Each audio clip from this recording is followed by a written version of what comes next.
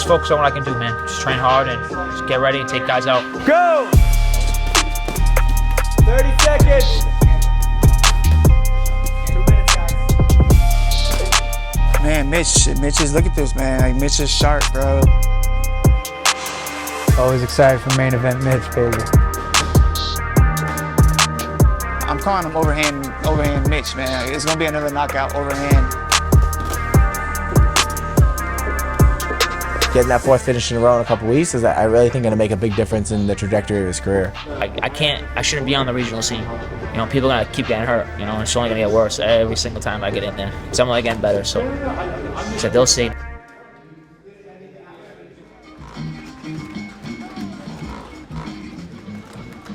I started fighting in mixed martial arts in general at 12 years old. But kind of I was just like an athletic kid, and I was explosive and kind of didn't really have a real out with it. You know, I was kind of a smaller kid, so I wasn't playing basketball or any of that. You know, so I kind of just found fighting, and it kind of just worked out best for me. You know, at the end of the day, I feel like this sport, not in a way like saved my life, but in a way it's really what meant for what I'm here to do. Just clicked, bro. 12 years old, you know, 12 years doing this shit. So let's do it. I've been training with the Cartel probably since I was 18. Yeah, I met Tyson when I was 18. He signed me when I was 19. So first time out to Vegas was with them at 19. So it's sick. You know, Mitch is just one of those kids that every time you see him, he's getting better. Another guy that got there soon, you know, got on the Ultimate Fighter, I think at like 5-0, and then had to fight up a weight class, had a tough loss to a good wrestler, up a weight class, and then went on the Contender Series, looked good in the first round, just got caught in the second round. But again, like, you know, he got out of the Contender Series, and he's ripped off 3 finishes in a row. A couple weeks looking to do the 4th finish in a row. Still only 25. He's the definition of a prospect. A young kid, super well-rounded, that you can bring in for a fight camp with someone like Rob Font, and he's gonna leave Rob frustrated after sessions sometimes, and that's what you need. So he's just getting the right work. He's getting all the work. He's got the right attitude. He's got a different mindset. I think he's got a different maturity to him now than he did when he was 23. And he's got that experience of training with someone like Volk for 6 weeks in a house and being on the UFC cameras for 6 weeks in a row and kind of being in that like pressure cooker that is the Ultimate Fighter, and then also making that walk on the Contender Series, and then coming back out with us this year and getting to see these guys make the walk and cut weight, and Brendan make his debut, and you know, he's been part of all that. So I think it's old hat to him. You know, he's only 25 now, but he's kind of an old 25 when it comes to MMA. Getting that 4th finish in a row in a couple weeks is, I really think, going to make a big difference in the trajectory of his career. No, I really feel that getting on the Ultimate Fighter at 22 kind of just put me on the map. You know, I don't think I was ready for the UFC yet. You know, I just feel like being the #1 pick and all that, I kind of just fell right to the same fate as a lot of #1 picks have on the Ultimate Fighter. Like, I just don't think I was ready for that. I feel like I would have probably did better if people expected less, just because I was still so young in my career.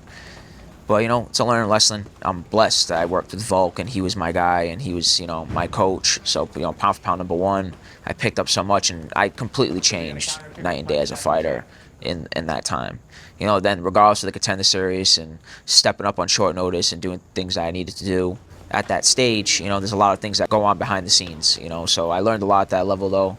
Now, being away from it, you know, 3 finishes. You know, I'm going to be fighting real soon again for Cage Giants for the belt. It's going to be another finish, another belt. You know, I'll be 25 years old. It's like, really, where do I go from here, you know?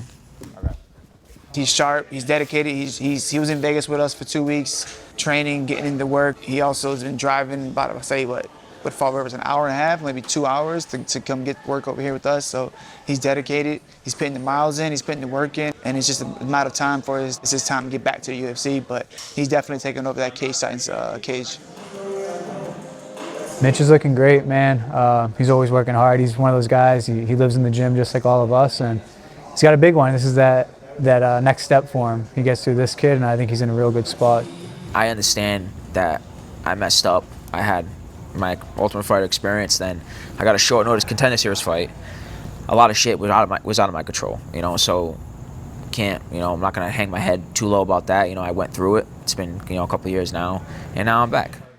Even going into my first fight after the Contender Series, that Jay Viola fight, I probably wasn't really there yet. You know, I just had a lot of stuff going on, you know, and it's kind of like I went through a hard time, especially with my love for the sport. But I always found myself back in the gym. You know, I was a kid from 12 to 22. I train 6 days a week.